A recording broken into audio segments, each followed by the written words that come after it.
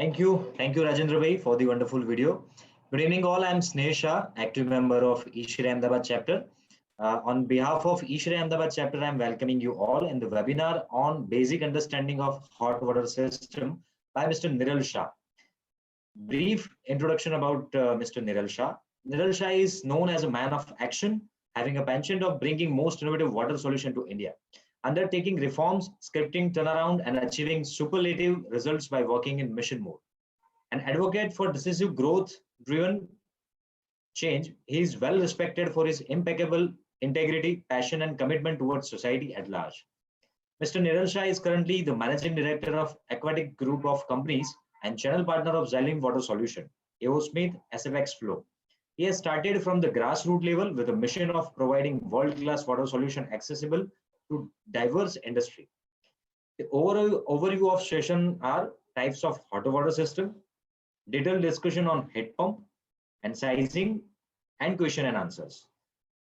During this technical webinar, you can ask questions to Mr. Niral Shah. He'll available during the entire, you can ask any questions, and you can like, comment, and share few posts on Facebook also.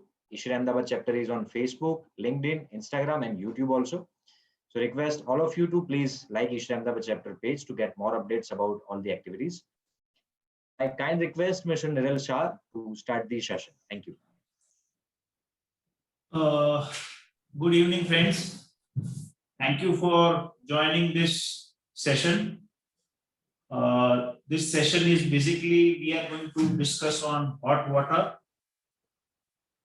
the basics of hot water, how and which kinds of hot water systems are used, and how we will take a hypothetical example and try and see how that particular project is sized. So these are the basic details that we will discuss on. We will discuss a little bit on heat pumps because heat pumps is trending these days. So I would like everybody to make it a little interactive. Interactive in the sense, if there are some questions or anything, then I think it will be interesting. Now, I have been told that I should try and do this presentation probably in Hindi so that we can try and make everybody understand and there can be a little more interaction. So friends, हम लोग हिंदी में we will discuss this complete presentation wherever required. So I think I should I share my screen? Yeah. So we'll start with the presentation.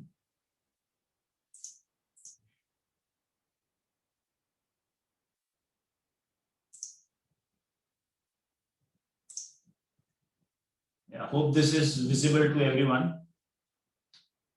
So this is for everyone. The first question to everyone is हम सबको पता है hot water है, पर hot water का basic application क्या होता है? Can anybody answer?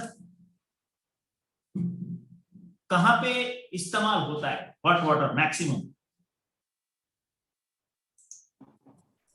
Swimming pool, hotel industry. Very nice, correct. So can I say it is for bathing application? Yes. Yes. Joshi has already mentioned this is bathing and washing, dishwashing. Yeah. So very correct. Hot water is required where we need cleaning, basically, because through hot water cleaning is something which happens really well. Disinfection happens. Along with that, in today's time, even for bathing, it is a luxury to have a good bath with hot water in cooler climates. There are many people, even in warmer climates, they prefer to have warm water showers.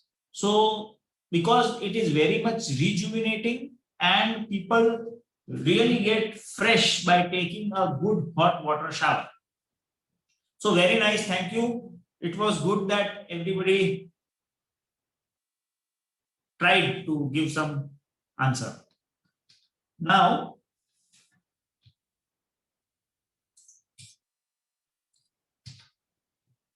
so see, basically, if you bifurcate, hot water systems are generally bifurcated into two types. एक type है वो उसको individual systems बोलते हैं और दूसरी type है उसे सेंट्रलाइज्ड सिस्टम्स बोलते हैं. So one more question comes to you, अगर हम इंडिविजुअल सिस्टम बोलते हैं तो वो किस टाइप की हो सकती है? Can somebody guess please?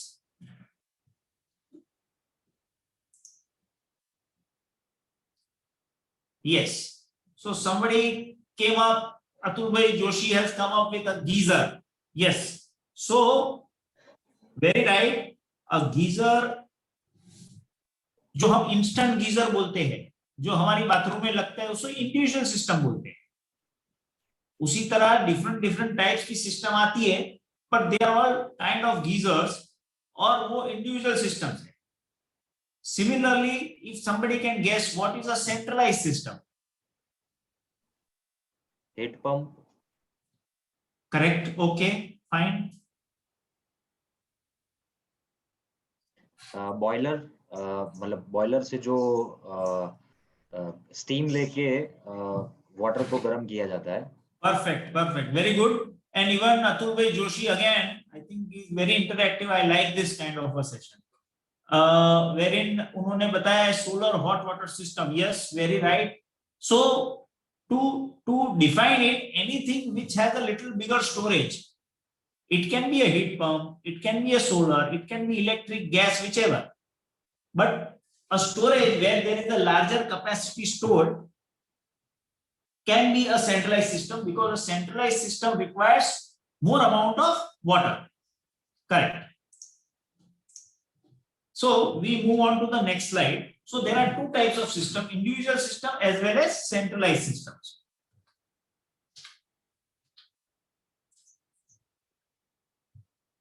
Individual systems में कौन सी सिस्टम्स आएगी? तो भाई इलेक्ट्रिकल इंस्टेंट गीजर आ सकता है, इवन इलेक्ट्रिकल स्टोरेज गीजर भी आ सकता है, जिसमें थोड़ा बहुत 20, 25, 30, 50 लीटर तक का स्टोरेज हो.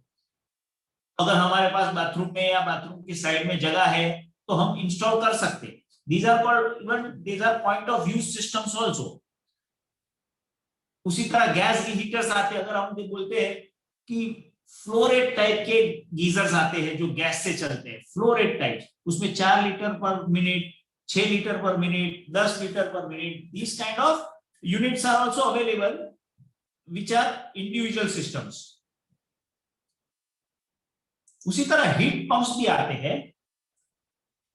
Heat pumps can also be individual. There are very small heat pumps available, just like a normal electric geyser, which has a storage of 60-80 liters, जो एक या दो बाथरूम के लिए अगर हम डक्ट में या कहीं पे प्लेस कर सकते हैं, ऐसा इक्विपमेंट आता है मार्केट में. They are also called individual systems. Very good. I missed out on Utsav. Utsav Patel also had mentioned hot water boiler. Sorry, I missed out, but good you tried. It is right. It is also a centralized system. Yes.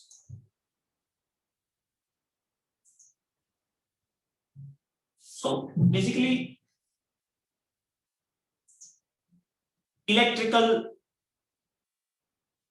individual systems, electrical storage systems, gas heaters, heat pumps, these are all available in individual systems also.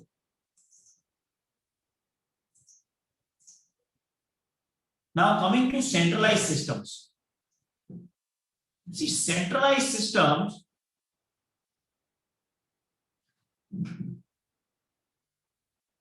are systems, as we said, that are installed centrally. They are centrally located. May it be in a house.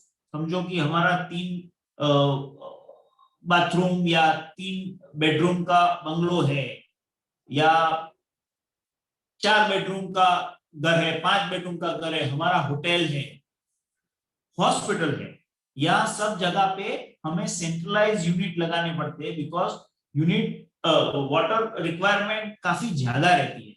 तो वहां पे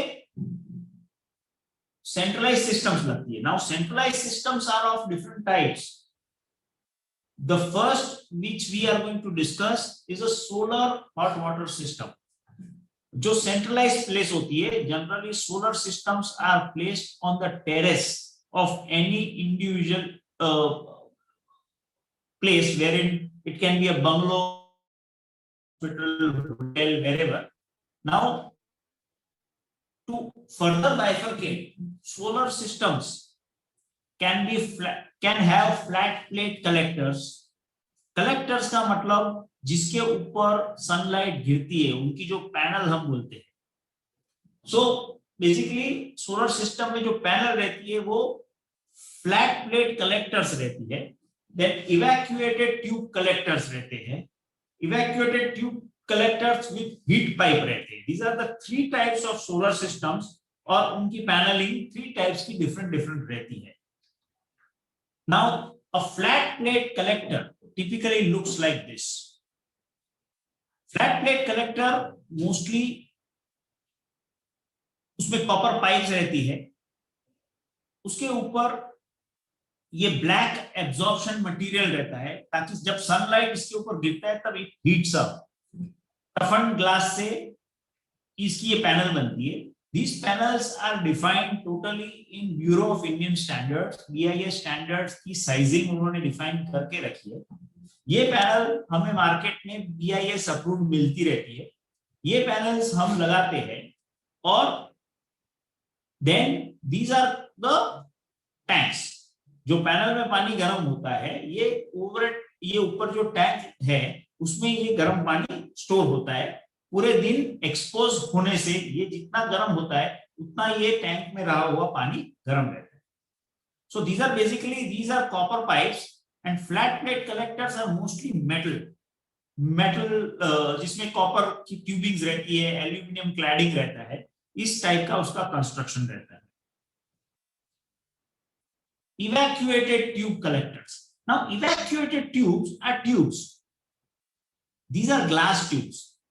glass की different tubes रहती है और tubes के अंदर वो सिलेक्टिव ब्लैक कोटिंग रहता है जिससे ये ट्यूब्स पूरी तैयार मिलती है.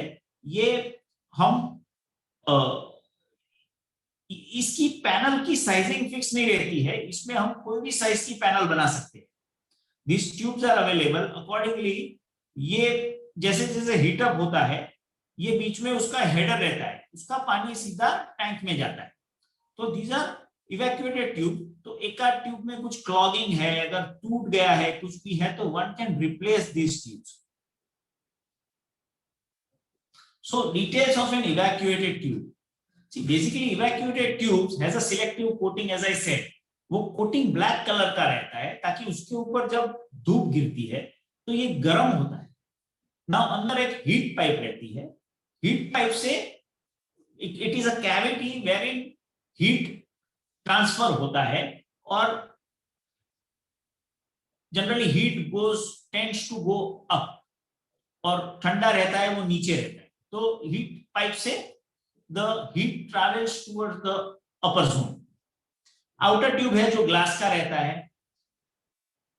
हीट फिन अगेन वही होता है कि भाई वो एक स्लिट रखते हैं ताकि उसमें हीट ट्रैवल करे और इसका इनर ट्यूब रहता है. This is a basic construction of an evacuated tube.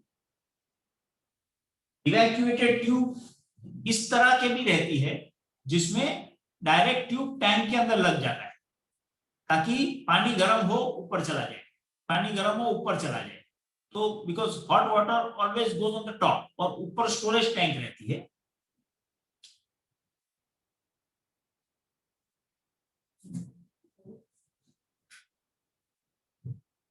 Now if you see how a evacuated tube works, तो generally you can see sunlight evacuated tube के ऊपर गिरती है. जो कंडेंस्ड ठंडा लिक्विड है वो नीचे रहता है and the vapour rises up to the top, धीरे धीरे ऊपर जाता है. This is heat transfer. ये काफी गर्म हो जाता है. This comes in contact with the water and वो पानी ये हेडर के अंदर गर्म रहता है, which is directly transferred to the tank. Maybe it is on the top, या अगर बहुत बड़ी सिस्टम है तो साइड में भी उसकी टैंक आ सकती है. That we will discuss in the next slide. So types of solar systems.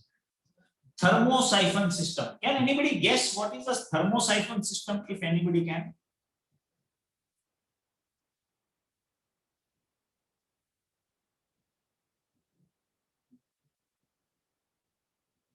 Yeah, okay. So basically a thermosiphon system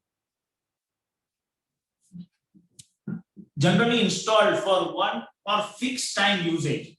See, ये thermosiphon system मतलब जो हमने जितनी भी देखी सिस्टम जिसमें टॉप पे था, tank was on the top, ऊपर टैंक था, ताकि नीचे जो गर्म हुआ लिक्विड है वो ऊपर टैंक में स्टोर होता है.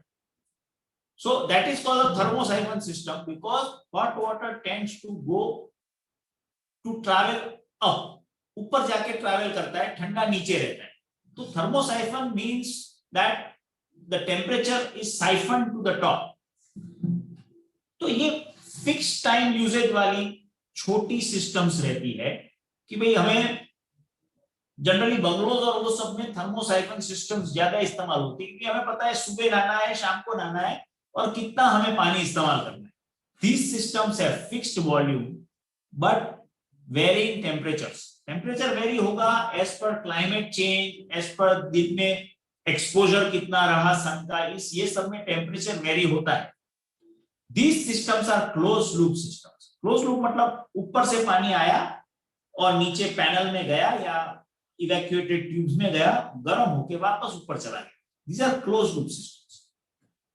Second systems are forced flow systems. Now forced flow system क्या होता है? Generally installed for deferred usage. अलग अलग टाइम पे यूजेज रहता है. ये सिस्टम्स की साइज भी ज्यादा बड़ी रहती है. These systems have varying volumes but fixed temperatures. These systems can be open loop systems or closed loop. ये closed loop भी हो सकती है, open loop भी रह सकती है, depends on the application. Now we will see what is a thermosiphon system. If you see thermosiphon system,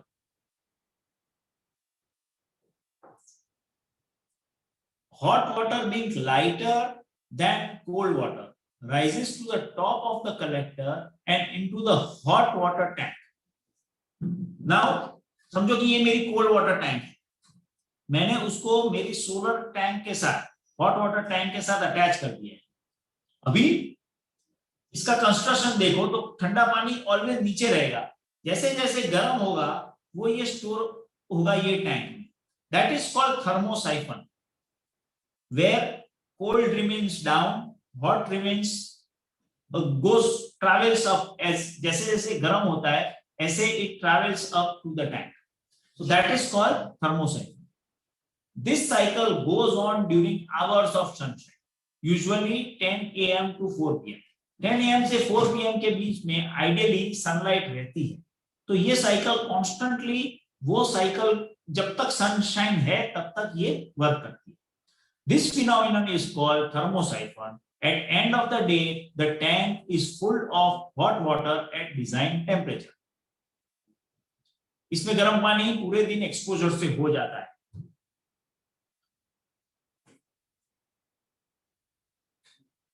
force flow system.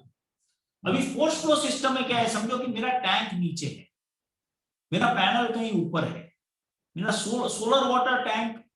अभी इसमें मैं थर्मोसाइफन नहीं कर पाऊंगा क्योंकि मेरा पैनल कहीं और पड़ा है, ऊपर भी हो सकता है, कहीं दूर भी पड़ा हो सकता है. थर्मोसाइफन नहीं होगा तो मुझे उसको कोई पंप या टेम्परेचर कंट्रोलर से उसको मैनेज करना पड़ेगा.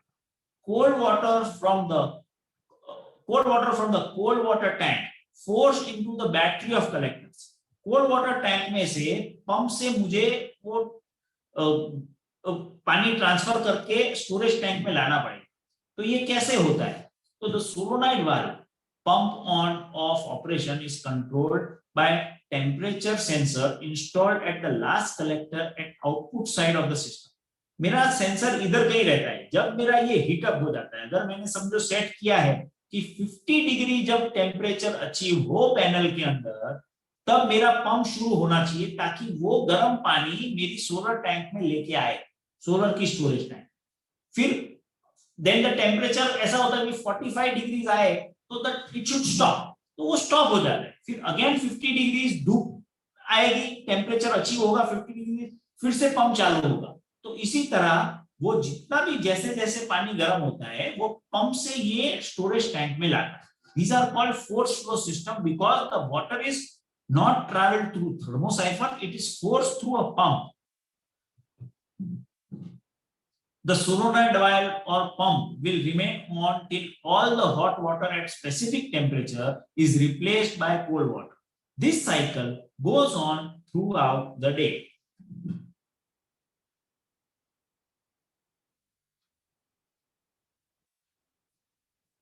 Indirect heating solar system. अभी इनडायरेक्ट हीटिंग सोलर सिस्टम क्या है?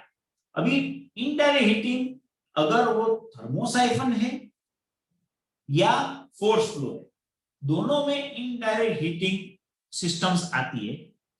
इनडायरेक्ट सिस्टम में what happens is, in case if water quality is not good, the system can be installed, this system can be installed.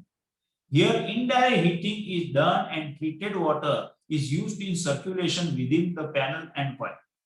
The kind of a system can be used for thermosiphon as well as forced flow circulation method. See, इसमें क्या होता है, हमारे यहाँ for example अगर हम borewell का पानी इस्तेमाल करते हैं, बोरवेल के पानी में the quality of water is not as good, scaling हो जाता है। तो मेरी पूरी पैनल, मेरी टैंक, ये सब में स्केलिंग हो जाएगा, शार आ जाएगा। इस शार से मेरी पैनल चौकअप हो जाएगी, मेरी टैंक और इक्विपमेंट चौकअप हो जाएंगे, मेरे को मेंटेनेंस भी ज्यादा आएगा। फिर मैं मेंटेनेंस को उसको मेंटेन करने का अगर मैं ट्राई करूंगा तो मेरे एसिड बेस्ड कंपाउंड इस्तेमाल करूंगा तो मेरे मेटल पार्ट्स को भी काफी इफेक्ट होगी और उसकी लाइफ कम हो जाएगी इक्विपमेंट। तो टू अवॉइड दैट ये क्लोज लूप सिस्टम हो जाती है, इसमें एक हीट एक्सचेंजर लगता है। सो ये पूरा क्लोज लूप सिस्टम रहता है, ये सेम का सेम पानी गोल गोल घूमता है, जस्ट लाइक रेडिएटर में घूमता है। It can be a thermosiphon system और अ फोर्स सर्कुलेशन जो पंप इस्तेमाल करके करे, पर इससे बेनिफिट वो है कि मुझे मेंटेनेंस मेरी पैनल का और पूरी इक्विपमेंट का बहुत कम हो जाएगा। ओनली मुझे मेंटेन करना पड़ेगा that will be my storage tank. उसके अलावा मेरी पैनल्स और उसकी लाइफ काफी बढ़ जाएगी और मेंटेनेंस कम आएगा। सो इनडायरेक्ट हीटिंग सिस्टम का एक ही थोड़ा वो है कि भाई वो इतनी एफिशिएंट नहीं होती, क्योंकि जब हीट एक्सचेंजर बीच में आएगा तो टेम्परेचर लॉस होता है, बिकॉज हीट एक्सचेंज थोड़ा कम हो जाएगा। तो जो टेम्परेचर हम अगर 60 डिग्री अचीव करते हैं तो इसमें अराउंड 58 या 55 के आसपास करेंगे, बिकॉज हीट एक्सचेंजर के आजू बाजू भी कई बार स्केलिंग हो जाता है और स्केलिंग से हीट एक्सचेंज कभी कभी कम भी हो सकता है, but that is the only thing, otherwise overall maintenance is very less as far as an indirect heating system is used.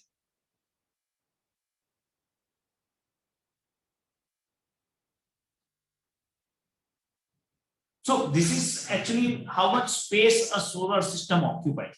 So this is a basic thing, अगर हमें सोलर लगाना है तो हमें कितनी स्पेस चाहिए।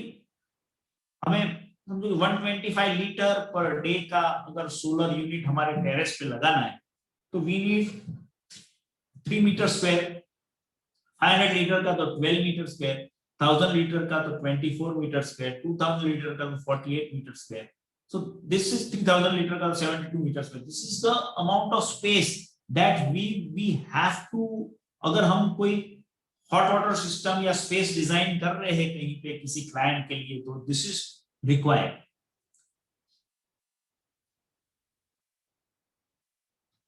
Now any question pertaining to a solar water system?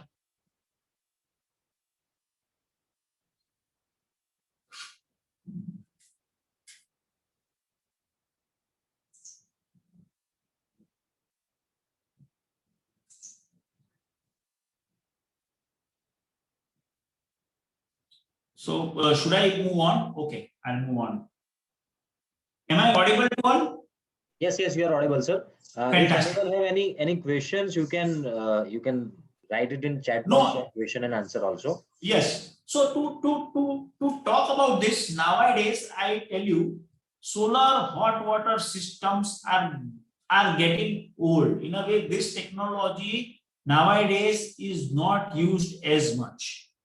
The reason is, there are many reasons to it. Number one is, हमको solar panel south facing लगानी पड़ती है. अभी साउथ फेसिंग सोलर पैनल लगाने के लिए हमें साउथ फेसिंग जगह अलॉट करनी पड़ती है. कोई भी इंस्टीट्यूशन हो, इंडस्ट्री हो, घर हो, कहीं पे भी साउथ फेसिंग जगह अलॉट करनी पड़ती है. अभी पैनल, लोग सोचे कि हम गर्म पानी के लिए इस पैनल लगाए, उससे अच्छा है हम पावर प्रोडक्शन के लिए पैनल लगाएं. This is happening these days. क्योंकि हम जब पावर प्रोड्यूस करते हैं, फोटोवोल्टिक पैनल्स लगाते हैं, तो हमें पता है कि मेरा घर होगा या इंस्टीट्यूशन होगा, उसका बिल कम आ जाएगा, हमें क्रेडिट मिलेगी, हम सेट ऑफ ले सकते हैं हमारे बिल के साथ. Nowadays, that is the major reason solar hot water system कम होगी. दूसरा, अगर हम हमारी ज्योग्राफिकल लोकेशन देखें तो इधर हम मैक्सिमम 4-4.5 महीना गर्म पानी इस्तेमाल करते हैं. तो लोग सोचते हैं कि भाई हम सोलर क्यों लगाए, हम गर्म पानी के लिए सोलर 4 महीने के लिए ना लगाए, हम उससे अच्छा है 12 महीना, all 12 months we get electricity free by installing photovoltaic panels. So this is the main reason slowly and steadily solar hot water systems are moving out. उसकी जगह पे भी अल्टरनेटिव है जो आ रहे हैं मार्केट में, but this is just for your information.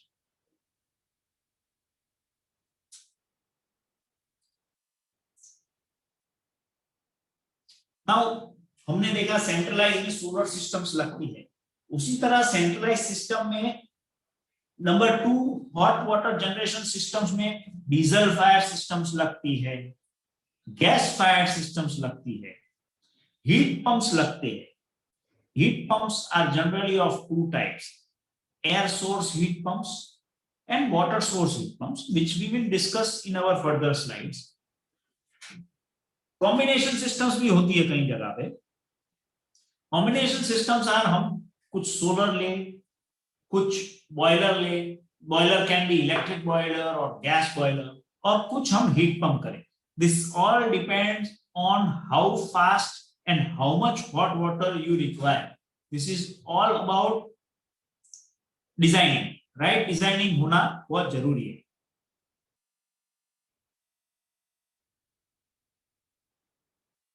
Okay, see, before starting this, there is one question from Utsav which I should take so that I can move on.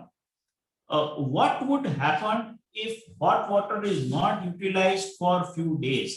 Does it affect on storage tank? See, Utsav, see, everything depends on the chemistry of water. Everything depends on the chemistry of water. Water की quality कैसी है उसके ऊपर everything is dependent. अगर and then आप बोलते हो storage tank, तो स्टोरेज टैंक में भी काफी डिफरेंट टाइप्स के कोटिंग्स आते हैं. नाउ हम डायरेक्ट मेटल लेते हैं कि अंदर हम सिरामिक कोटिंग करवाते हैं, ग्लास लाइनिंग करवाते हैं. These are all coatings which are important to protect. अभी मेरे पानी में, मेरी वाटर केमिस्ट्री में, my water has a lot of chloride. अगर क्लोराइड है तो मेरा टैंक में बहुत जल्दी पिटिंग आ जाएगा. पिटिंग का मतलब it will get holes inside. So to avoid that, then we will have to have right coatings. If we have right coatings inside, there is no issue. Tanks कुछ नहीं होता है, but then we have to understand the water quality and then select the material of that particular tank.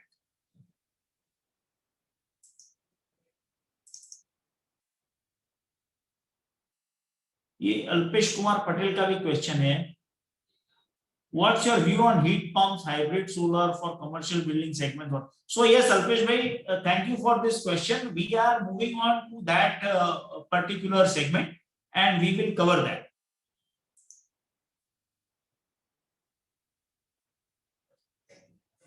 So now we move on.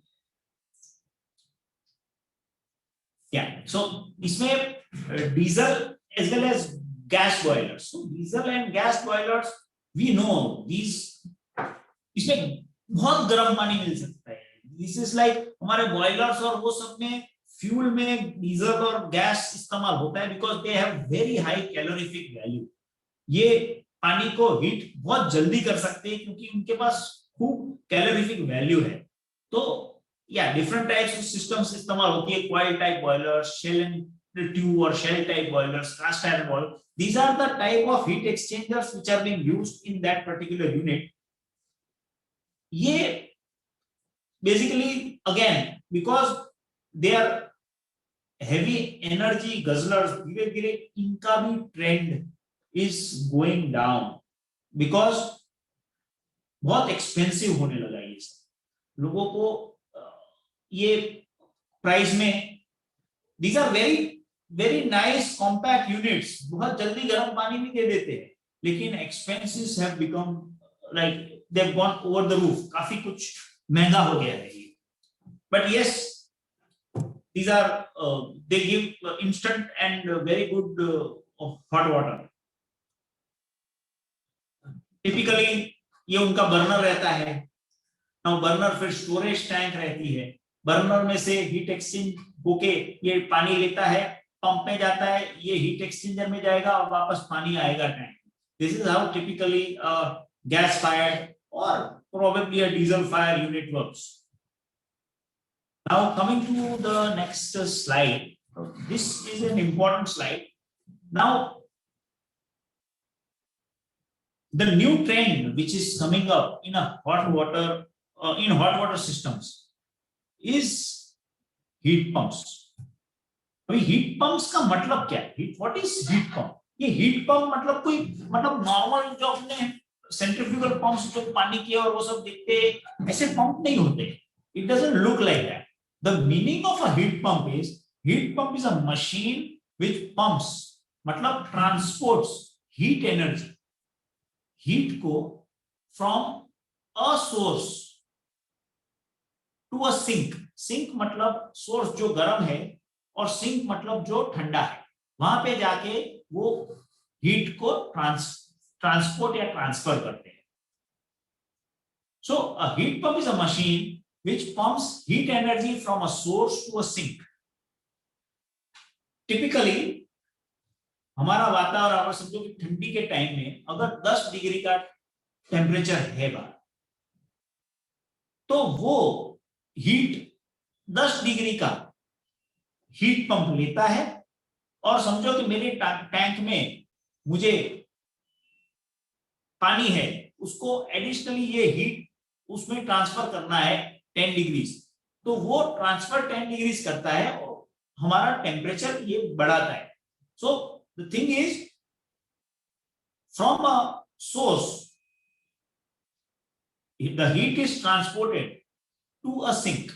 So this is what it is. तो heat को हम transport करते हैं इसलिए उसको pump बोलते हैं. You get my point? Pump इसलिए बोलते हैं क्योंकि हीट को हम ट्रांसपोर्ट करते हैं. ये मैं इसलिए एम्फसाइज करता हूं ताकि the logic of a heat pump becomes clear in your minds. Can I move to the next slide? Yes. Now, see, typically, this is the construction of a heat pump explained, right? This is, I think, आप लोग में से काफी लोग refrigeration या chiller side और वो सब भी थोड़ा बहुत जानते होंगे. So this cycle also, you can say it is a reverse of an air conditioner. और रेफ्रिजरेशन साइकिल में थोड़ा रिवर्सल हो तो हीट पंप बन सकता है. So now as we said, हमें बाहर की एनर्जी मिलती है. Now the evaporator collects heat from the outside ambient air preheated by the sun. The air is drawn into the unit by the fan. इधर fan चालू है तो air अंदर, जो एम्बिएंट एयर है वो अंदर ड्रॉ होती है and expelled through the evaporator fins which has liquid refrigerant passing through it. The hot air gives up its heat to the refrigerant, which then vaporizes. This preheated vapor now travels. ये vapour अभी travel होता है to the compressor. Compressor में वो additionally compress होता है. The compressor where the vapors are compressed and upgrades to a much higher temperature.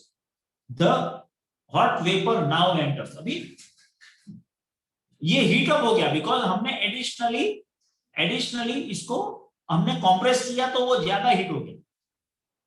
जब refrigerant ठंडा था हमने उसको एम्बिएंट हीट में एक्सपोज किया तो वो वेपर में आना शुरू हो गया without using any added energy. From the liquid state, liquid cold state, it started coming into the vapor state by using ambient air.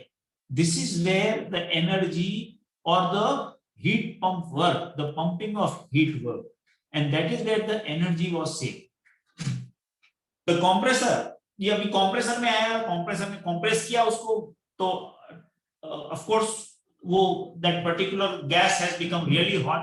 अभी वो हीट एक्सचेंजर में मैंने हीट एक्सचेंज किया. समझो कि ये मेरी स्टोरेज टैंक है, ठंडे पानी की स्टोरेज टैंक है, उसमें मैंने हीट ट्रांसफर किया तो वो पानी को गर्म करके ठंडा होके वो बाहर निकलेगा. The condenser where it is surrounded by water from the hot water tank, the heat is given up to the cold water, thus making it hot.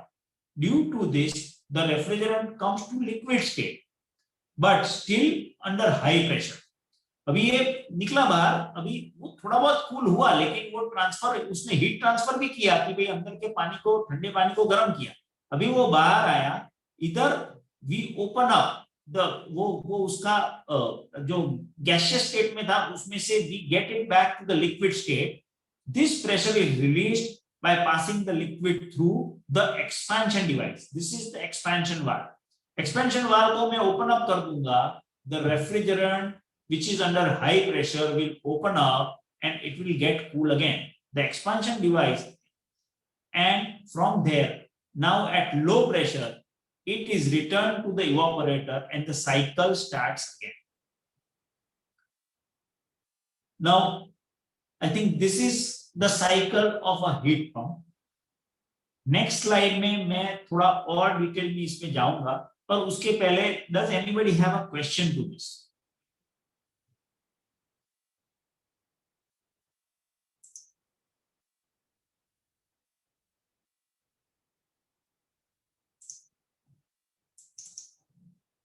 Okay, so I will move on.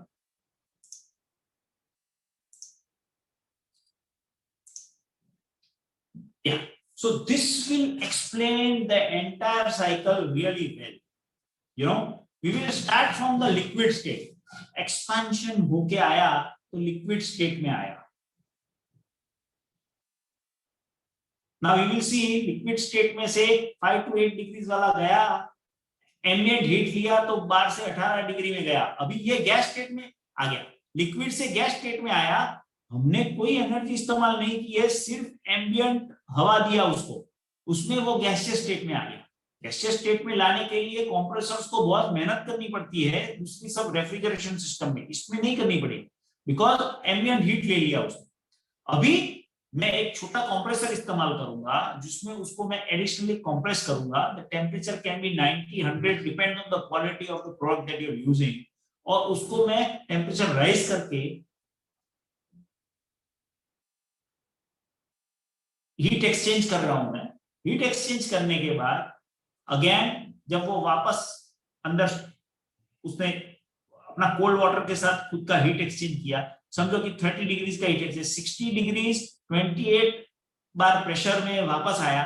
मैंने again उसको expand कर दिया क्योंकि उसको valve को मैं अगर मैं खोल देता हूं तो the refrigerant expands and gets back to the liquid state and becomes cold.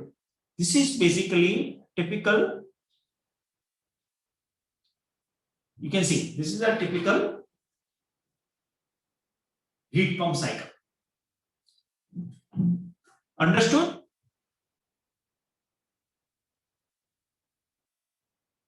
Now in the next slide we will try and understand तो इसमें सेविंग क्या है. एनर्जी सेविंग अगर हीट पंप कोई बोलता है प्रोडक्ट है तो उसमें सेविंग क्या है, तो that we will see in the next slide. Now here we go. Now अगर हम देखते हैं तो 1 ton refrigeration is equal to 3024 kilocalories. Now in a typical, now this is free, this we are using free from the ambient air.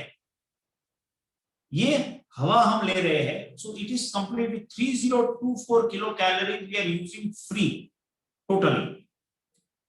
हम लोग 1 unit for example compressor के लिए, this is the compressor that we are using that power. वो energy actual energy है हम जो इस्तेमाल कर रहे हैं. So you can see the total energy used is 860 kilocalories. Total energy. This we have used is free totally. So total energy out. Now this is used to heat water. हमने energy कितनी इस्तेमाल की 860 kilo calories और energy produce कितनी की तो कभी 3884 kilo calories. Now this is a big difference. This is the saving that a heat pump does. कि भाई हमने तो कंप्रेसर की एनर्जी इस्तेमाल की, ये तो हमने फ्री ली है हवा में से, और हमने प्रोड्यूस कितनी किलो कैलोरीज की, तो भाई जो एनर्जी यूज प्लस जो भी हमने फ्री ली है वो दोनों को हम अगर टोटल करेंगे तो this is the energy that is being produced which is used to create hot water. So this is where the saving is. Now we will discuss coefficient of performance. Now जैसे हमने आगे देखा कि भी हमने बाहर से जो ली, this is the energy that we took, this is the energy we used, total energy इतनी produce हुई. तो you can see coefficient of performance, ratio of energy output to work done. Now COP is coefficient of performance. Energy output कितना है, work done कितना है. Energy output जो total energy out हुआ वो 3884 किलो कैलोरीज हुआ. हमने पावर कितना इस्तेमाल किया, actual power it is 860 kilo calories. तो एनर्जी जो इस्तेमाल एक्चुअली की है वो 860 किलो कैलोरीज की है. तो the coefficient of performance is 4.51. So practically COP is in the range of 3.6 to 4 because यहाँ पे हमारा हीट एक्सचेंज भी होता है, थोड़ा बहुत हीट लॉस भी होता है within the piping and all. So if you consider to average out a COP, so what a COP means is मैंने 1 यूनिट या 1 kilowatt actual power, electrical power for example इस्तेमाल किया, तो सामने मैंने 3.6 to 4 किलोवाट हीट प्रोड्यूस किया. So this is where the energy 1:4 का ratio पे हीट पंप मोस्टली काम करते हैं. Guys, any question to this?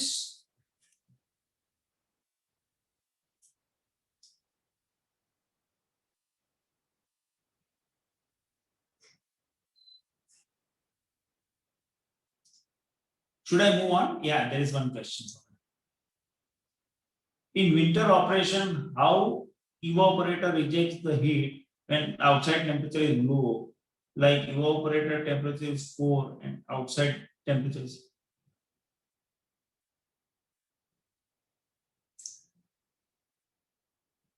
Yeah, it is a very good question. See, in this case, there are technologies which multinational companies have wherein they use different kind of refrigerants,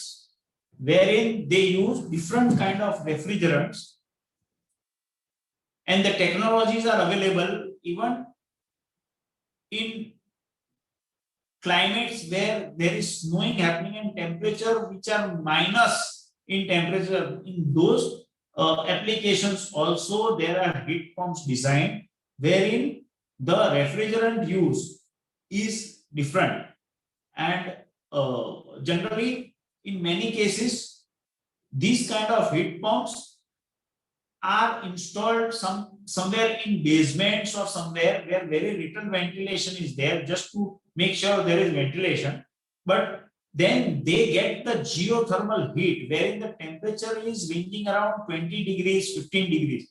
In few cases, this kind of, because under the ground, the temperature is constant all over the world, under the ground if you go. So these kind of systems are also designed wherever required.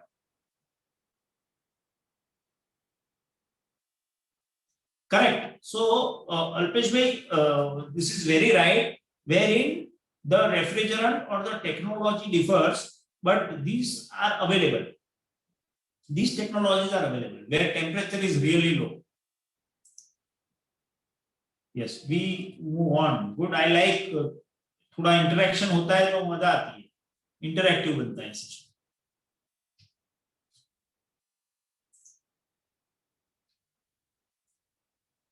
So basically, these are typical heat pump installation. ये heat pump का external unit, there are very domestic से लेके बहुत बड़ी sizing की equipment available है. Just इसी तरह जैसे boilers available है, तो sizing is not a problem. Sizing can be done as per requirement.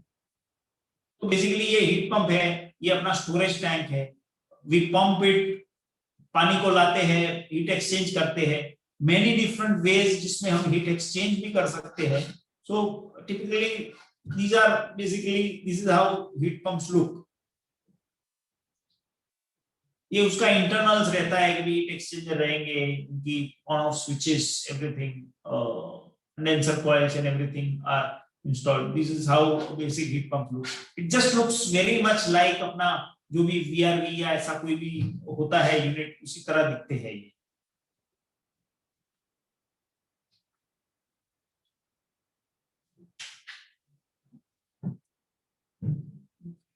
जैसे हमने आगे किया कि हाइब्रिड सिस्टम्स भी बन सकती है कि भी सोलर, तो सोलर का भी हीट ये थोड़ा बहुत दिन में एक्सपोज करेगा, रात को अगर यूजेज रहता है तो वो हीट पंप से इस्तेमाल करेंगे. पर लेटली जैसे मैंने बोला, लोगों को ये जगह पावर प्रोडक्शन के लिए ही रखनी है, उनको पानी गर्म करने के लिए रखना धीरे धीरे बंद हो गया है. लोग सिर्फ हीट पंप लगा के जगह सेव करके उसमें पावर फोटोवोल्टिक पैनल लगाना शुरू कर दिया है लोगों ने, बिकॉज उसमें उनको ज्यादा बेनिफिट है. और वो 365 डे बेनिफिट है. जब गर्म पानी करने में हमें 3 या 4 महीना ही चाहिए, ज्यादा नहीं चाहिए. तो depends on your geographical location. Yes, this is all matter of designing कि हमें किस टाइप की सिस्टम चाहिए. स्विमिंग पूल में भी ये इस्तेमाल होता है. एक्चुअली स्विमिंग पूल्स में कई जगह पे heat pumps are very good, because हमें स्विमिंग पूल का टेम्परेचर बहुत गर्म नहीं चाहिए कभी भी. हमें अपने बॉडी के टेम्परेचर से ऑलमोस्ट 7-8 डिग्रीज या 10 डिग्रीज भी कम होगा तो really very comfortable for your body. तो generally heat pump is ideal for heating for swimming pools also, जहां पे हमें एक कंफर्टेबल वाटर टेम्परेचर मिले. जैसे कि ये समझो कि ये स्विमिंग पूल है पूरा, उसके बॉटम में ये हीट पंप लगा है ताकि बॉटम में से वो पानी लेगा और हीट करके वापस तो कांस्टेंट वो सर्कुलेशन. तो swimming pool works as a storage tank और वो पानी को ट्रांसफर करता रहेगा. अभी आई एम श्योर कई लोग आप में से चिलर और उसमें भी काम करते होंगे. तो basically in a chiller application we know there is a hot cycle too. These are called water to water heat pump. Water to water heat pumps भी काफी इस्तेमाल होते हैं मार्केट में, but these are for very large installations. जहां पे बहुत मतलब चिलर प्लांट आपको पता है वहीं लगता है जहां पे ऑलमोस्ट 100 टन या 150 टन के ऊपर का ही यूजेज होगा, तभी लोग चिलर प्लांट्स लगाते हैं. तो होटल्स और वो सब में, इवन फार्मा इंडस्ट्री में अभी लोग चिलर के साथ हीट पंप का भी इस्तेमाल करते हैं. These are called water to water heat. Water to water heat pump, जो भी उसका हीट है, हीट उसको अलग से एक स्टोरेज टैंक में लेके उसको स्टोर करके they can use for their hot water application, wherein they don't have to have separate arrangement or separate infrastructure doing this. Only a little designing and equipments, and one can use the hot side as a water-to-water heat pump. So water-to-water heat pump utilizes heat from the chiller return line as a source. In turn, water from chiller return line is cooled from 12 degrees centigrade to 7 degrees centigrade and sent to chiller. This reduces the load on chiller and saves on operating cost of the chiller. As a result, the COP of water-to-water heat pump is usually higher. Air-to-water heat pump से water-to-water heat pump की efficiency ज़्यादा है. Usually these are, लेकिन they are for very high capacity. जहाँ पे मेरे को गर्म पानी की भी requirement है, बड़ी है, वहाँ पे ये viable रहता है. नहीं तो then air source heat up till smaller application, air source heat pumps are more viable. But nowadays अभी एयर सोर्स हीट पंप भी बड़ी कैपेसिटी के आने लगे हैं, उसमें भी काफी कुछ टेक्नोलॉजी में चेंजेस आ रहा है. And air source heat pump में बिकॉज एयर से करना है, पानी से नहीं है, तो उसमें मेंटेनेंस और वो सब का इश्यू भी कम है. Air source heat pumps are easy to maintain because उसमें और कुछ करने का नहीं है, जहां ताकि but water to water heat pump में वाटर क्वालिटी क्या है, इनलेट क्वालिटी हम क्या दे रहे हैं, this all things have to be monitored. And treated water completely DM water और वो सब अंदर घुमाना, ये सब हमें देखना पड़ता है. ये सब हमें किस टाइप के हीट एक्सचेंजर्स लेने हैं ताकि पानी में वो खराब ना हो, ये सब भी हमें फिगर आउट करना पड़ता है. सेकेंडली, जब हम होटल में या हॉस्पिटल में अगर हमारी ज्योग्राफी की बात करते हैं, तब हम वाटर टू वाटर चिलर वाला यूनिट लेते हैं, तो हम देखते हैं कि हमारा समर का चिलर यूजेज ज्यादा होता है, विंटर का चिलर यूजेज बहुत कम हो जाता है. तो जब विंटर का चिलर यूजेज कम हो जाता है, तब हमें क्या चिलर को हॉट वाटर करने के लिए इस्तेमाल करना है, तो हमें वो भी देखना पड़ता है, बैलेंस करना पड़ता है कि भाई हम कौन सी प्रोडक्ट ले, कैसे ले, ताकि हम एनर्जी का ऑप्टिमम यूजेज करें. हमें अगर गर्म पानी चलाने के लिए भी हमें चिलर को ज्यादा चलाना है, that is also not viable. तो a combination system where maximum chillers और chill water systems air conditioning cooling के लिए रहती है, तो वो प्लानिंग हमें करना पड़ता है.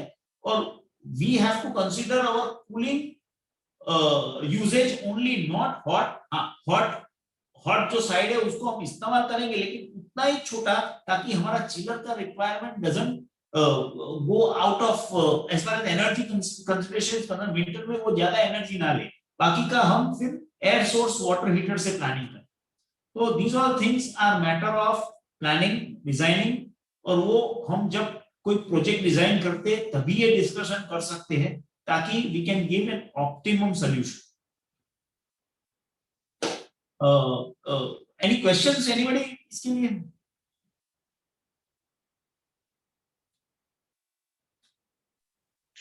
Sir, no question. Still in the chat box. Yeah. Okay, one question has come. Fantastic.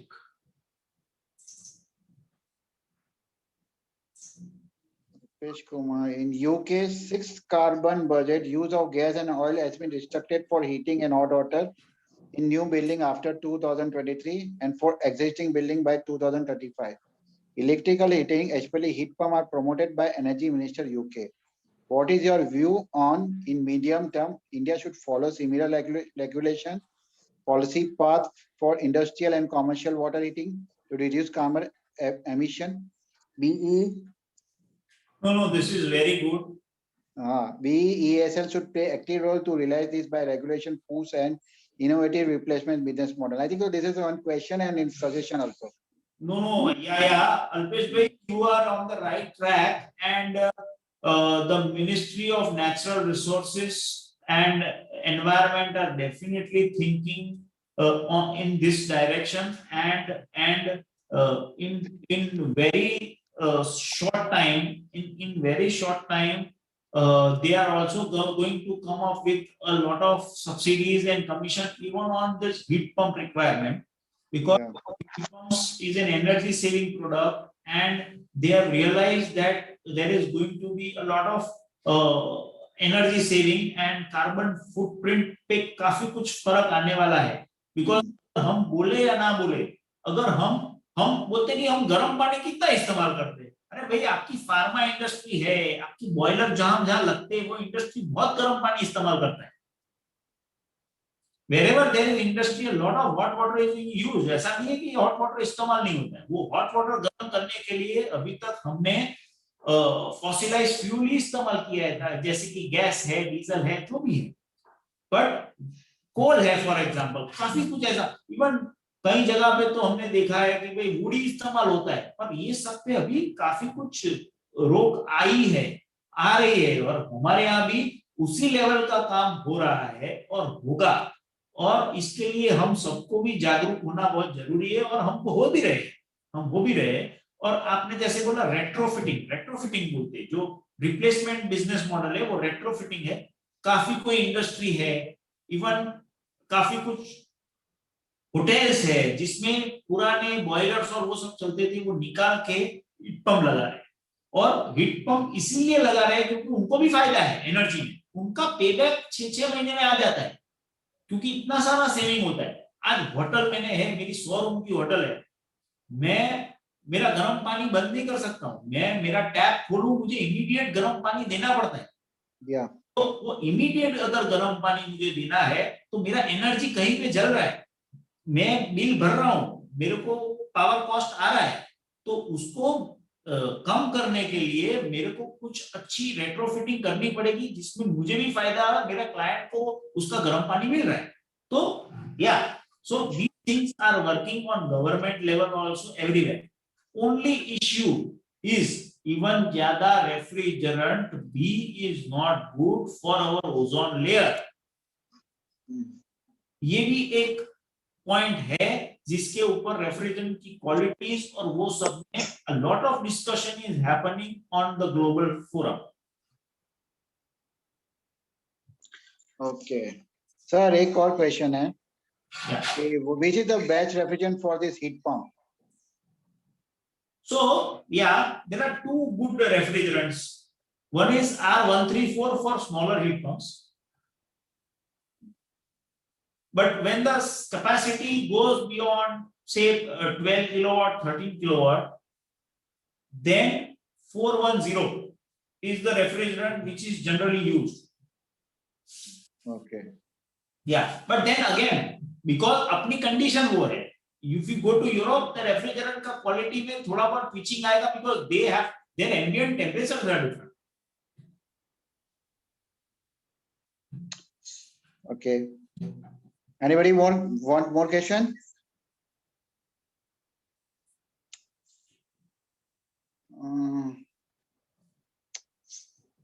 One minute. Yeah, one more question. Okay, okay. Here's Mr. Alpesh Patel has just appreciated. Okay, thank you, Alpesh. Thank you for asking questions. I can only try to answer the questions that you asked. So I am very happy that you are asking me questions so that I can reply. Thank you so much. Yes, sir. Sir, can carry forward? Yeah, sure. So now there are when we see a hot water system, there are typical consumption pattern of hot water across the year. जैसे अगर हम अपनी geography की बात करें तो कभी January, February, March, then hot water almost dips, so usage almost comes down really. Then again you go up, and your hot water according to the season it goes up. So basically this is how generally अपना December, January or sometimes February is the peak where hot water is maximum used in the geographical area that we are living. This is just a basic thing that how the usage of hot water happens in our condition. Now, see, basically this is for our bathing patterns. This slide is for our bathing pattern. Sizing of hot water systems में हमें basic bathing pattern समझना बहुत जरूरी होता है. Now consumption patterns, type of bath, hot water required.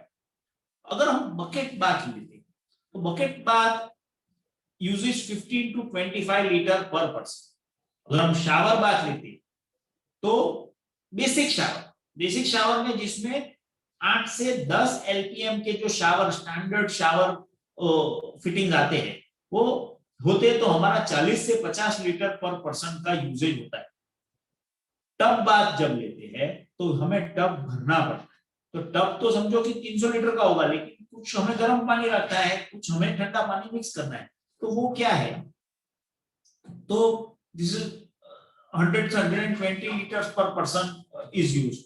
अगर shower panel है ना, शावर पैनल वो एक नहीं 3-4 जगह से गर्म पानी आता है और या तो शावर में पानी आता है, तो you have to manage that. Rain shower जिसमें उसका शावर का पूरा जो हेड होता है वो बहुत बड़ा होता है, वो अलग अलग साइजेस के आते हैं, तो to average out when we say when somebody says rain shower, then we have to consider more water, 150 to 170 liters per person। So this is basically defined by the industry experts कि भाई अगर किस तरह की pattern है, हम design अगर करना चाहते हैं तो कौन क्या कैसे इस्तेमाल होगा, तो अकॉर्डिंगली हम amount of water for that particular shower हम डिफाइन करके लगा सकते हैं कि भाई अगर हमें वहां पे टब है तो 120 लीटर लेके चलो।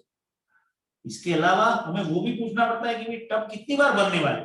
These are all also important questions, तो हमें पता चले कि हमें गर्म पानी कितनी जल्दी गर्म करना है, but these are all important questions। But again, any designing is happens by consultation। You have to consult maybe the vendor, the consultant and even the client। ये सबको हमें साथ लेके समझना पड़ता है, उनकी पैटर्न रिक्वायरमेंट, मे बी कोई आर्किटेक्ट है, डिजाइनर है, सबके साथ बैठ के उनकी पैटर्न अगर हम नक्की करके कोई भी चीज डिजाइन करें, then we can definitely specify a product and equipment.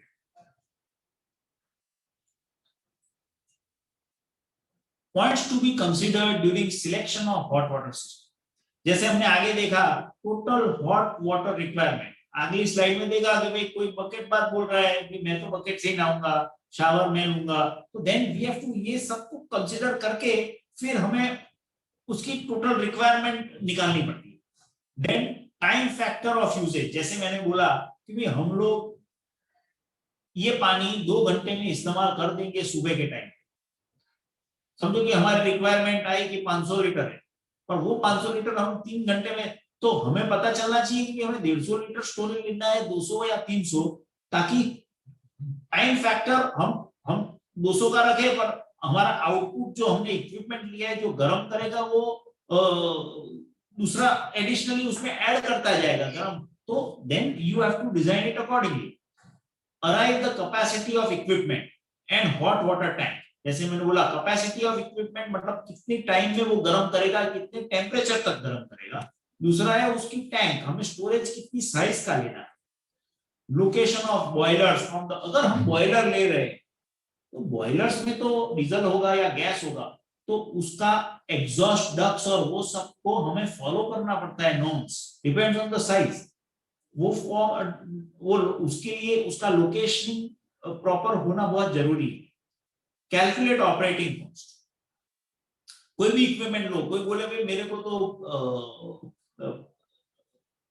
Boiler लगाना है, तो भाई बॉयलर है सस्ता हो जाएगा, लेकिन एनर्जी कॉस्ट कितनी रहेगी, तो ये दोनों what is the capex as well as opex has to be considered while designing a system. Yes, somebody has raised a hand.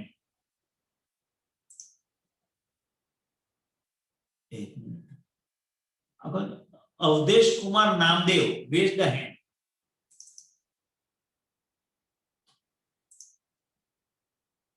अगर कोई क्वेश्चन है तो you can put it in the chat box.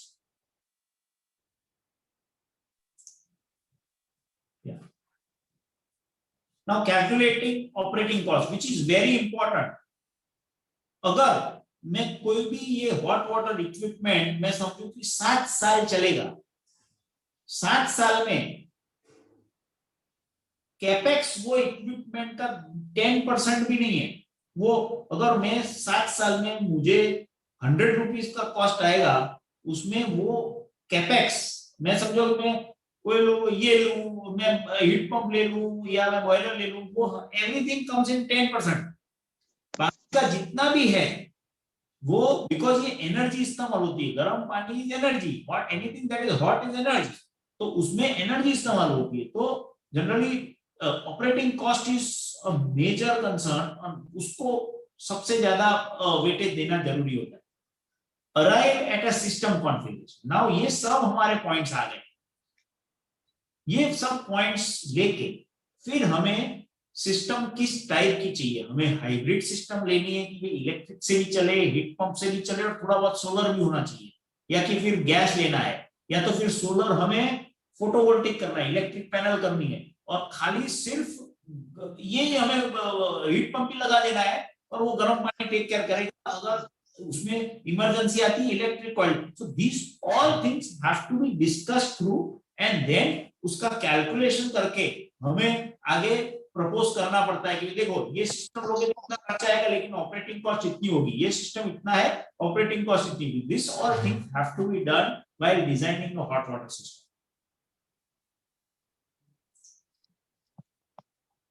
Now, this is also very important. Effect of mixing of cold water. अभी आपको मेरे tank में गर्म पानी है, मैं उसमें से गर्म पानी लेता हूं, नाउ अंदर में दूसरा पानी भी लाता हूं जो ठंडा होता है। तो when we draw hot water from tank, cold water enters into the tank. So average temperature of tank reduces. No, जब मैं गर्म पानी लेता हूं, अंदर गर्म पानी समझो कि मेरा 60 डिग्री का टेम्परेचर का है, अभी मैं लेना शुरू करता हूं, अंदर ठंडा पानी एंटर होता है, तो अंदर ठंडा, तो टैंक के अंदर तो temperature will start reducing, right? Either then I heat up again, तो उसको मैं मैच करूं कि भी 60 का 60 रखना है, तो मुझे कितना कांस्टेंट हीटिंग कांस्टेंट उसके साथ करना पड़ेगा। तो बट देन उसमें एक इफेक्ट तो आती है कि टेम्परेचर रिड्यूस टैंक में हुआ, तो वो कैसे, कितना, हाउ, तो उसके लिए भी हमने we have tried to make a slide so that it can be understood. It can not be 100%, it is all about experience, but we have tried to define it. So this is what it is. See कि भाई मेरा quantity of storage है, मेरा 100 litre का storage है, अभी मेरे tank के अंदर 60 लीटर का पानी, अभी मैं जब शावर लेता हूं तब मैं या कहीं भी इस्तेमाल करता हूं तब 42 डिग्री सेंटीग्रेड का पानी मैं at the point of usages इस्तेमाल कर रहा हूं, at the point of usages. तो अंदर तो 60 का है, तो मुझे अंदर पानी ठंडा मिक्स करना पड़ेगा। तो जब 60 का पानी और मैंने लेना शुरू किया है, अभी मेरा जो अंदर ठंडा पानी आ रहा है मेरी ओवरहेड टांकी से या कहीं से भी सोर्स ऑफ वाटर से, वो मैंने एवरेज लिया है कि 30 डिग्री का होगा फॉर एग्जांपल। तो what will be the effect on it?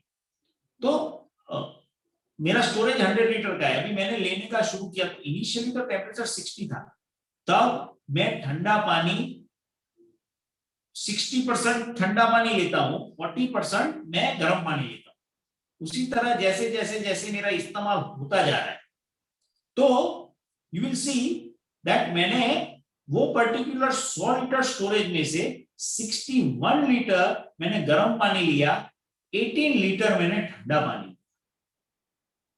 तो you would see कि मेरा in total 80 litres averaging out, मैंने इसमें से गर्म पानी लिया, बाकी का मैंने अंदर ठंडा ऐड किया, तो एक्चुअल 42 डिग्री का मुझे पानी कितना मिला?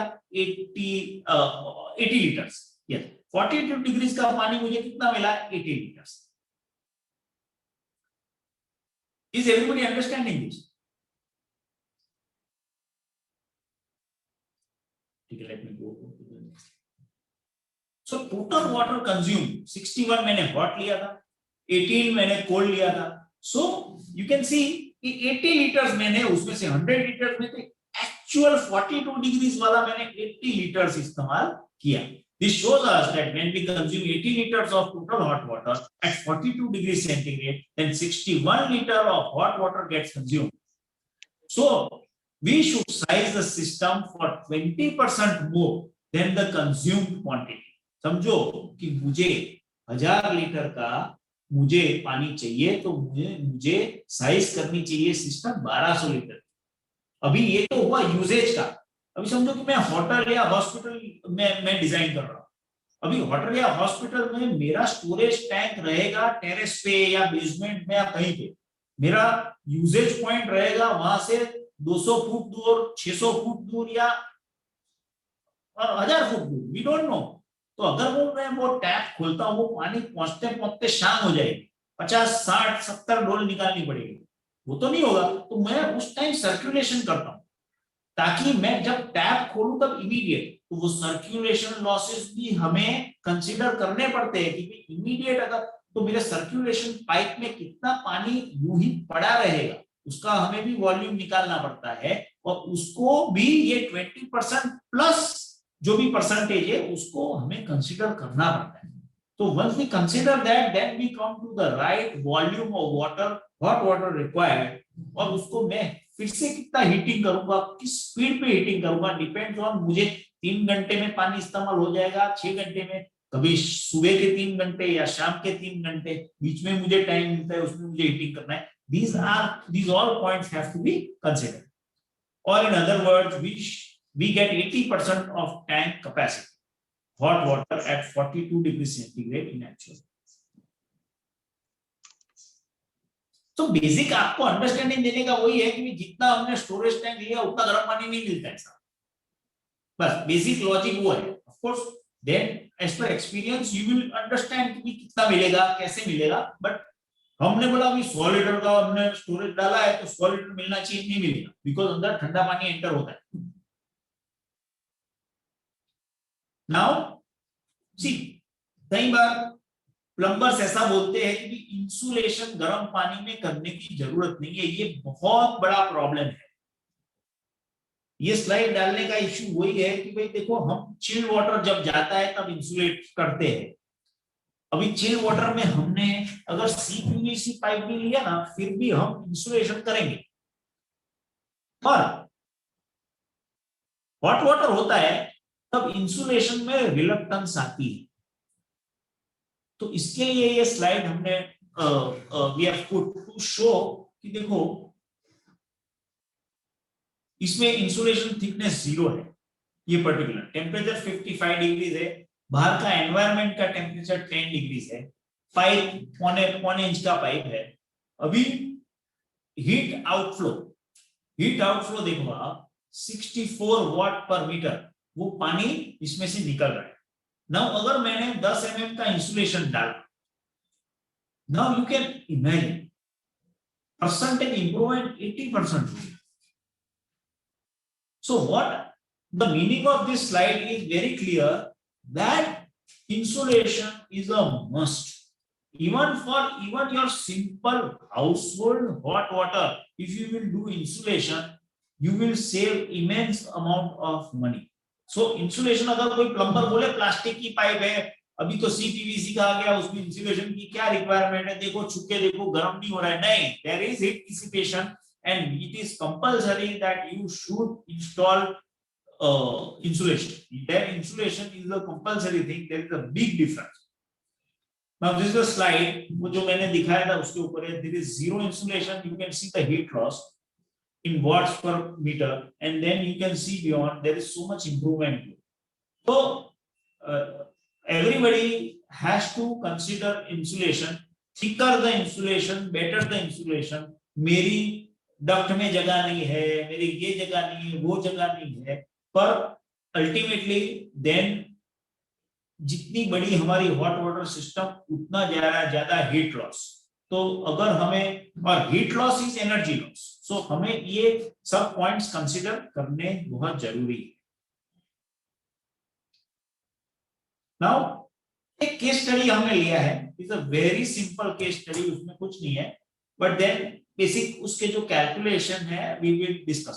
कोई क्वेश्चन है, then we can go to the next slide.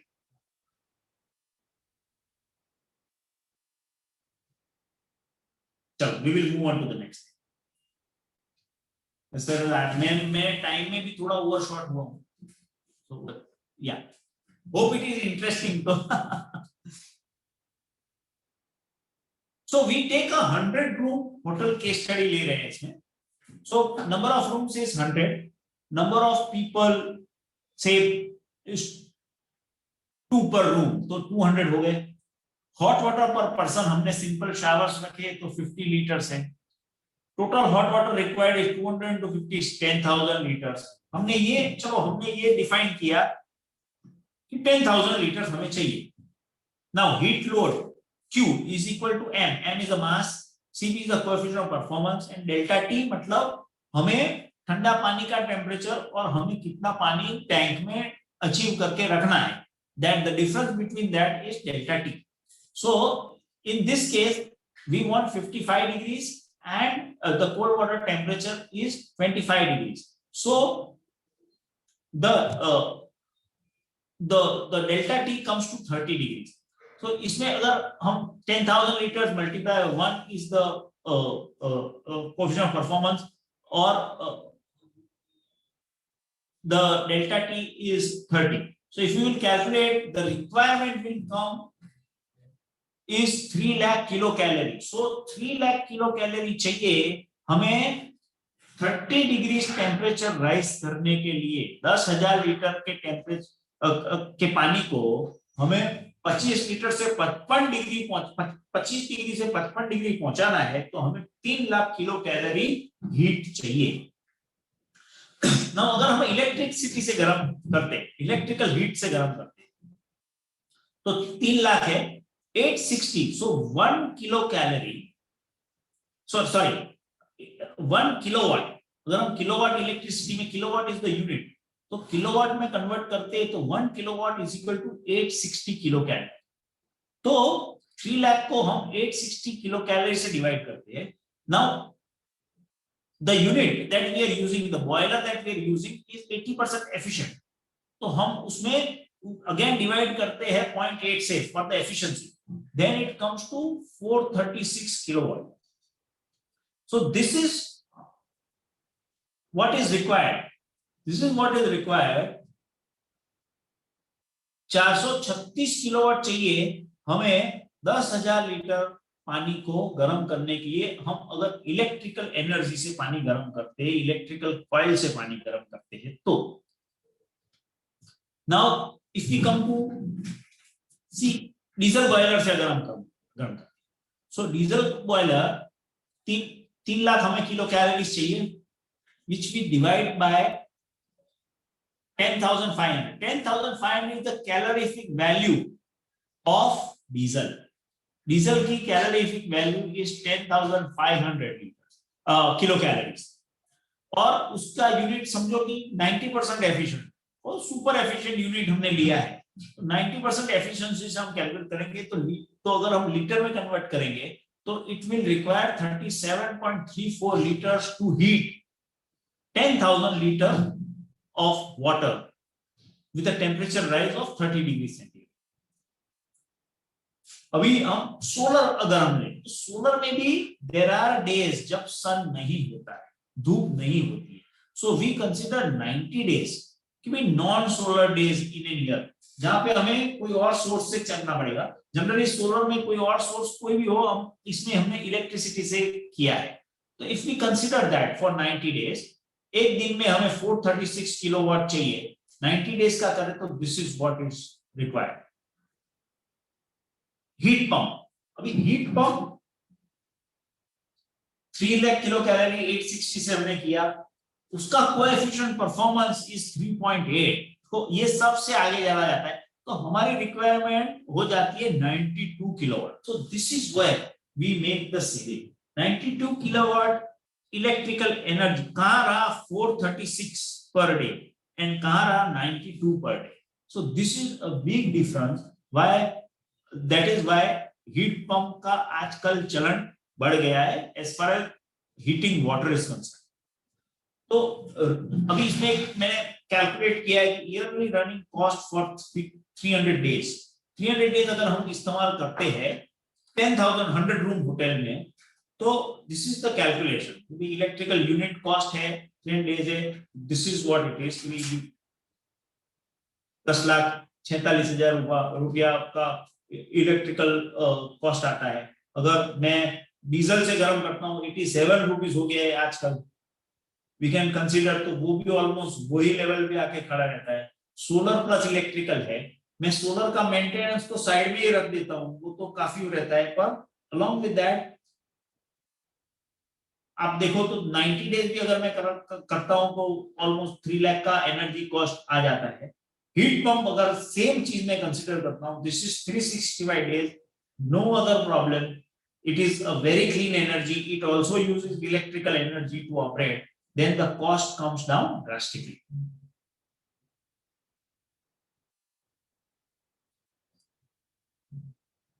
Now sizing जब हम करते हैं तब इश्यूज आते हैं, जैसे कि what are the issues about selection of system. तो ये सोलर सिस्टम है, it is litre per day system, everything is dependent on the direction of the sun, everything is dependent on sun, sizing plus minus करने का मतलब it is difficult to size a solar system for a particular requirement, sizing needs to be carefully done। Diesel system, diesel का storage का major problem है, अगर मुझे large storage है तो लाइसेंस लेना पड़ता है, लाइसेंस कॉस्ट होती है, ये सब चीज होती है। अगेन इट इज एक्सपेंसिव, धीरे धीरे ये इसका डीजल का इवन प्राइस भी by the day is going to go up. Exhaust का भी बहुत प्रॉब्लम रहता है, मुझे बहुत प्रॉपर्ली एग्जॉस्ट और वो सब डिजाइन करना पड़ता है, उसका नॉइज डीबी लेवल्स और वो सब भी we have to consider. Gas system, हमें हर एक जगह गैस पाइप नहीं मिलेगी, कहीं पे नहीं मिलती है, एलपीजी के सिलेंडर्स मैनेज करने पड़ते हैं, it is very tedious in a way. Electrical system, high requirement of power and availability of safe.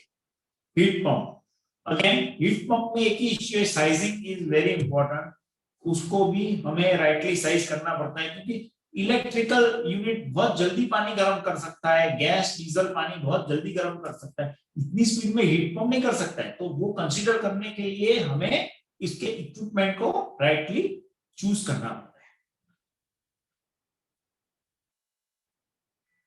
अभी water conservation, return line for utility, make a provision of return line, हर एक को पानी return line provision करना चाहिए, नहीं तो हम अगर सेंट्रलाइज यूनिट कहीं पे भी लगाते हैं तो वो पानी यूटिलिटी तक पहुंचने के लिए बहुत पानी हमें ड्रेन आउट करना पड़ता है ताकि वो गर्म पानी वहां तक पहुंचे।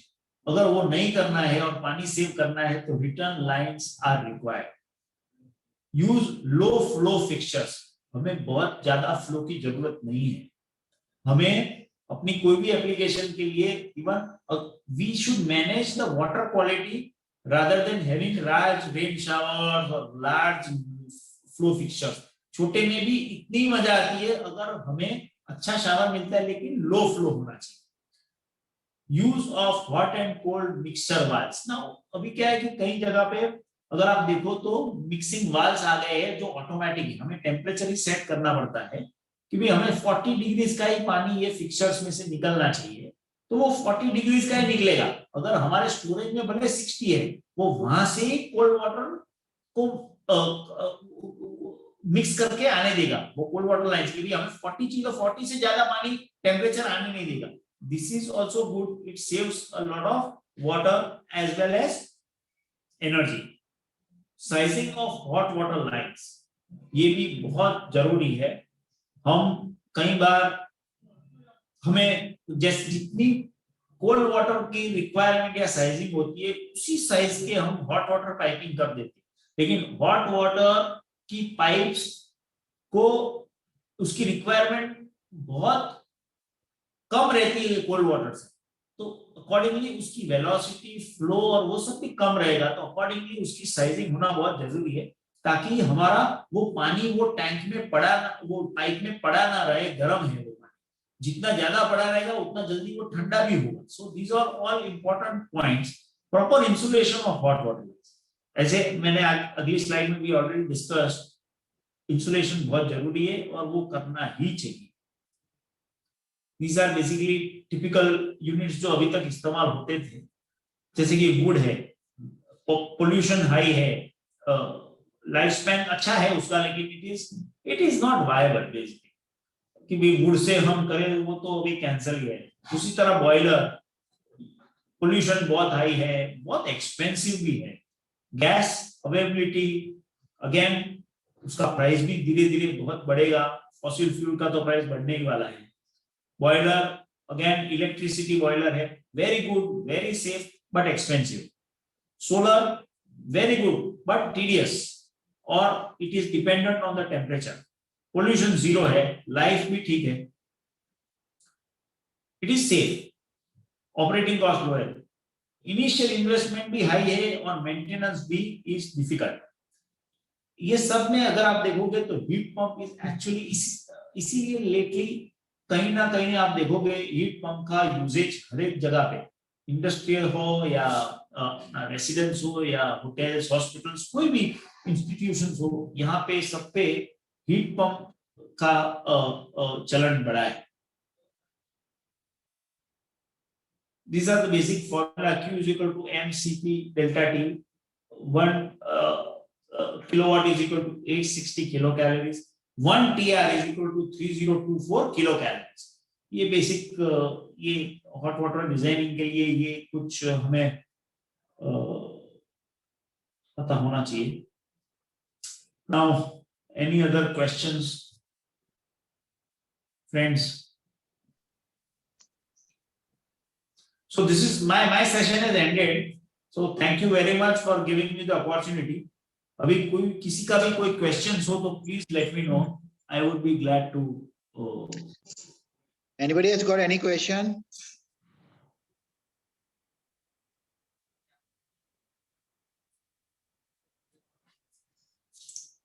Sir, I think so. There is no question. Thank you, Mr. Nilal Shah, for this wonderful session. Thank you very much. Thank you very much, sir. The best part was that everybody were interactive from the start. Everybody was interactive, and the questions were also very good, so that we could discuss along with that. तो 1.5 घंटा कैसे निकल गया वो पता भी नहीं चला. Thank you very much. We got some appreciation from some of the members also. Thank you, sir. Thank you. Thank you very much. Thank you. Thank you.